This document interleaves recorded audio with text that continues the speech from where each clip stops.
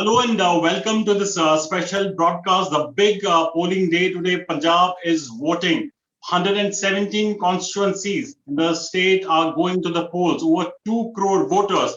They are exercising their right to franchise, and over 1,300 candidates. Still about 1 p.m. Total of 34.10% polling being reported from across the states. The highest being from Fazilka. In the initial phase, there was little slackness in terms of the voter turnout, but now it seems to be picking up. I'm joined by my colleague Ruchika Khanna, who is traveling across Malwa to give you a feel of what's happening on the ground. Ruchika, I can see you. You are in those beautiful sarson ke khet, but you've been traveling through those places. Tell us what's happening on the ground at those polling stations. Since morning, we've been covering polling stations across different districts and also across different constituencies. So very clearly, early morning trends were that there was a very good turnout early in the morning. Then suddenly, at a lot of places, what we could make out was that the polling pace had slowed down. But then again, since about 12:30 onwards, the pace has picked up. Generally, the thumb rule they say is that if the polling percentage is high at many places, that means that people are looking for a change. Malwa very clearly has been talking of badlao in Punjabi. I mean, people you meet, they say that sanu badlao chahiye hai. Very clearly, there's a resounding sound for political change in this belt. Right.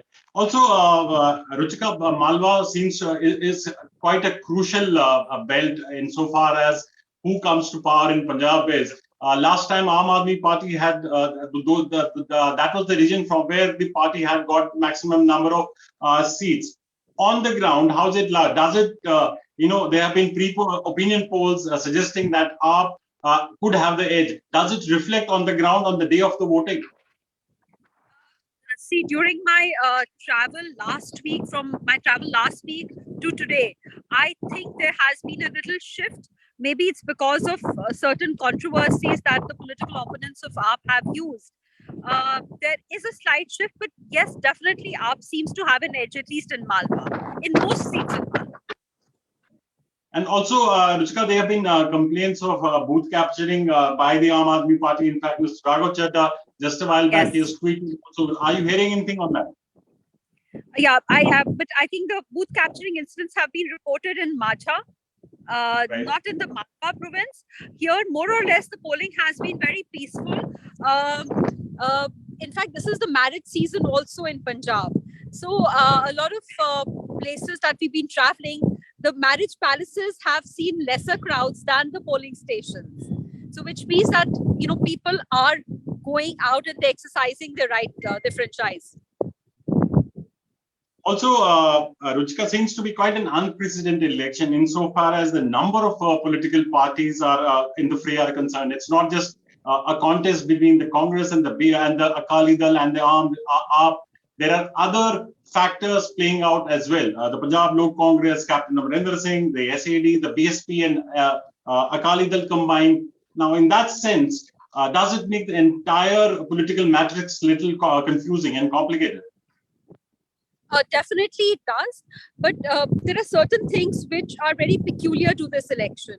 Number one, I think it's a direct fallout of the farmer struggle. What has happened this time is that you see a lot of voters, seeking answers from the people who come and seek their mandate. I think it's a direct fallout of the farmer struggle, because the long farmer struggle taught the people of Punjab that you have a right to good governance. You should be questioning the people who want to govern you, and you should be, seeking what is your right. So I see that as a very major change, and I think that this aspect has also helped the Aam Aadmi Party, because that is something they've always been, talking about. So that is there, and I think there is a lot of anti-incumbency that you see across Malwa in different segments. The anti-incumbency is not just against the government in power. even the MLAs of parties that were in the opposition, they too are facing anti-incumbency. And also, Ruchika, a lot has been said about this silent voter this time around. When you also travel, many of the reporters of the Tribune have traveled. They've come across, voters who've been a little silent about not really opening up on which side they are going. Now, on the day of the voting, does that still hold? Are there still voters who are keeping their cards close to their chest, not really revealing? And what does it indicate? See, the silent voters are generally the cadre voters of each party. The traditional parties, they have their committed vote banks. So as I can make out, the people who are voting for AAP, they are very, very vocal about their choice.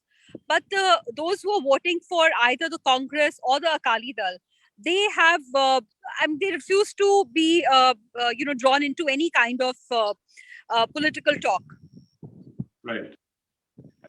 Right, Ruchika, we'll let you go. You are traveling through Malwa. We'll keep on getting updates from you right now. 34%, little over 34%. We're hoping that it registered a decent number. Fazilka, as I mentioned earlier, it's the highest, followed by Vidarbha with 43.70 and Guru Har Sahai at 42.90. So clearly, things are picking up. We're hoping that in the next few hours, it will continue to mount further. The number will continue to keep on going up. Ruchika, thank you so much. We'll keep on coming back to you for further details. Thank you so much for joining in. Yeah, thank you. Thank you, Rohit. So that's all we have on this special broadcast. We'll continue news and updates. You can log on to our website, tribuneindia.com, and other social media platforms.